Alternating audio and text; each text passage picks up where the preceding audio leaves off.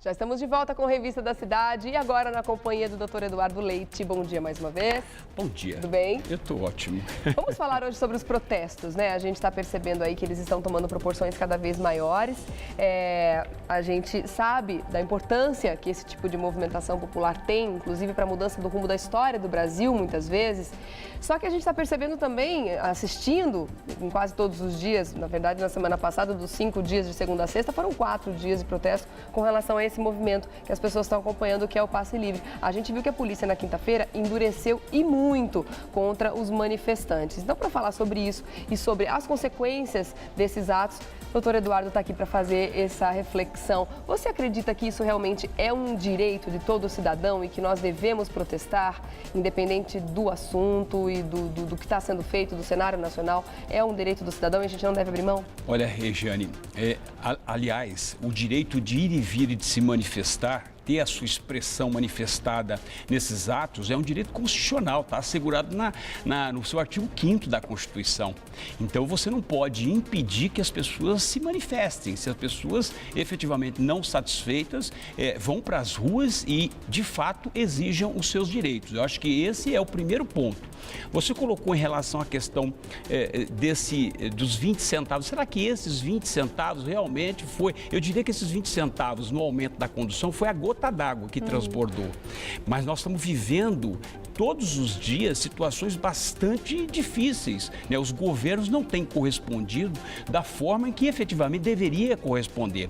Eu vou te dar um exemplo. Eu moro aqui na Vila Paulista, eu presenciei na quinta-feira aquela situação Você feita. assistiu de camarote, literalmente. Assisti de camarote, literalmente.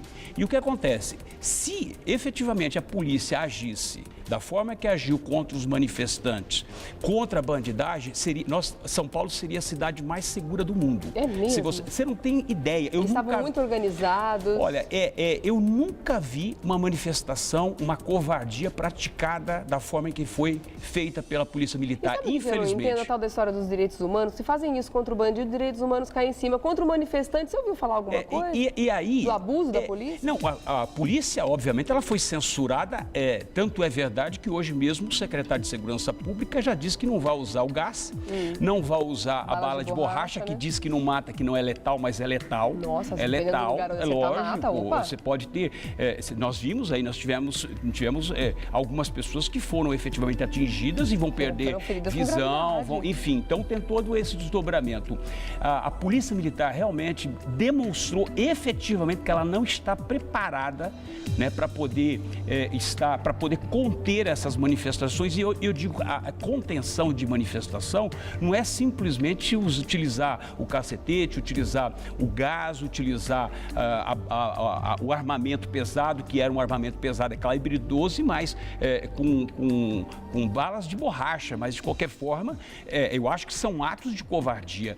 Né? Cavalaria que foi colocada na rua. Então, eu entendo o seguinte, eu entendo que, independentemente do que aconteceu, porque, obviamente, ninguém é a favor da depredação do patrimônio público, claro que não. Ninguém é a favor, efetivamente, da baderna, ninguém é a favor de qualquer violência física. Entretanto, o povo também não pode simplesmente se calar diante de manifestação que foi feita pelo próprio governador e pelo próprio prefeito. Ou seja, enquanto as manifestações estavam acontecendo, eles estavam em Paris, poderiam ter mandado o vice representá-los fora, eles tinham que estar aqui presente, corpo presente, né, para poder conduzir ou não, é uma crise que está acontecendo. Lógico, na cidade é óbvio. E o ano passado, mesmo nas eleições, nós percebemos que foi um dos temas principais foi segurança, né, que foi discutido entre todos os candidatos o ano passado, foi segurança e a questão de transporte em São Paulo. Então, hoje nós estamos vendo aqui segurança, né, na época da ditadura, acho que não foi tão violenta da forma em que eu pude presenciar na quinta-feira. Realmente, eu nunca tinha havido uma situação, e olha que eu tenho experiência, eu tenho 22 anos de tribunal, eu nunca vi a polícia agir daquela forma, né? E aquela coisa, ou seja, não vai tomar a Avenida Paulista, é o que eu disse, todos os dias, praticamente quase todos os dias, você tem manifestação na Avenida Paulista. Então, se você mantém, não estou dizendo de não, tem que utilizar sim o policiamento, mas fazer um cordão de isolamento, manter a manifestação. Eu acho que essa questão do passe livre realmente foi só um pretexto. Eu acho que isso vai ter um desdobramento, porque nós estamos diante de um país mais corrupto, um dos países mais corruptos, um dos países que gasta dinheiro público, e quando você trata a respeito de saúde, de transporte, de habilitação, de tudo isso, ou seja, aí você não utiliza os recursos públicos, mas se utiliza os recursos públicos para poder praticar, ou seja, a anarquia completa, usar dinheiro do povo, ou seja, então nós estamos cansados disso, né? Essa é a opinião, inclusive, da Valcira Leite. Você não acha que o povo não está protestando somente contra os 20 centavos da condução, mas sim de muitos outros acontecimentos lamentáveis que vêm acontecendo no nosso país? Sem dúvida nenhuma. Eu acho que essas manifestações, elas demoraram muito para tomar as ruas. É verdade. Né? Eu acho que e vou te falar, os estudantes da USP, do Mackenzie e da PUC já se manifestaram a favor, já se engajaram nos manifestos. E que nós estamos falando de 3 universidades que não estamos falando mais da classe dos pobres, não estamos falando das classes miseráveis de São Paulo, nós estamos falando da classe média, da classe alta, ou seja, eles também estão indignados com essa situação, né? Aí você tem o problema de prisões arbitrárias que ocorreram, né? As prisões foram todas arbitrárias.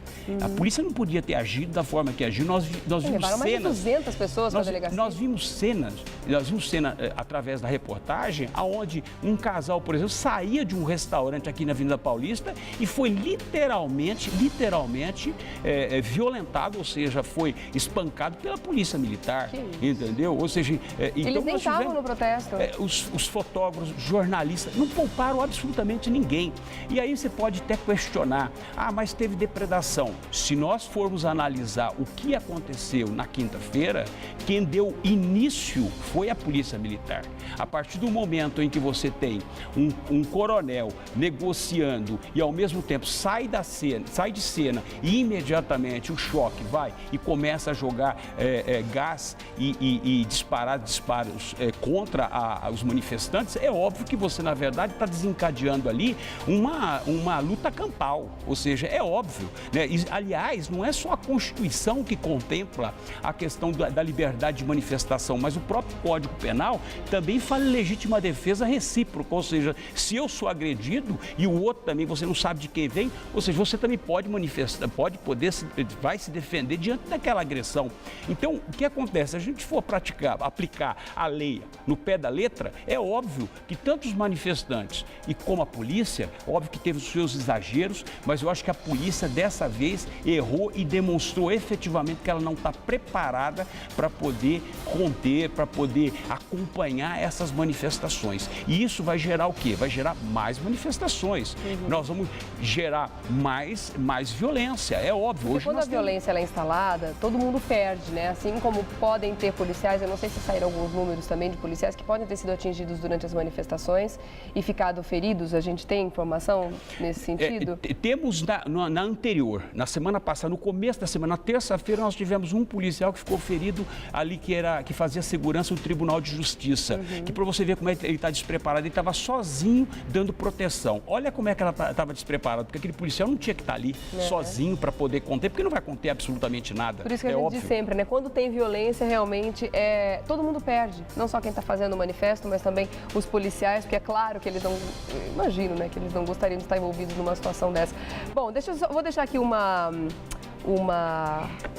opinião, uma posição, até porque eu estou pedindo para que vocês mandem as suas opiniões, para que a gente comente tudo isso aqui no estúdio também, tá? Acho muito importante ouvir a sua voz, ouvir o que você tem a dizer a esse respeito. Vou deixar aqui a opinião da Roberta, na volta a gente comenta, tá bom, doutor Eduardo? Ela diz o seguinte: fazer manifesto é válido, mas o que a população está vendo são estudantes trajados de marginais, passe livre, trabalhador, livre, filhinhos de papais que não batem cartão e eu não quero pagar para esses marginais andarem de graça. Daqui a pouquinho você me fala o que você acha a respeito disso, tá bom, doutor Eduardo? Até já. Até